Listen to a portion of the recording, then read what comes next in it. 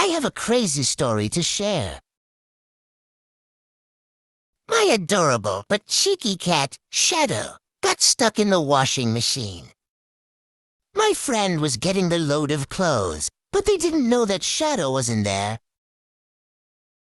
They put the clothes in, turned it on, and went downstairs. They heard meowing shortly after the clothes was in. Then they instantly knew it was him. They pressed the drain button instantly and got Shadow out. He was covered in water, but he was okay. He only lost a little fur at the bottom of his eye.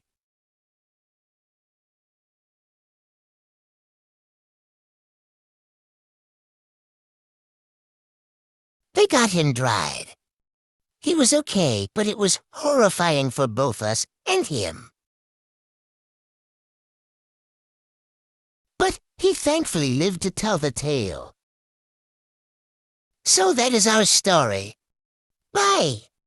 Have a great day.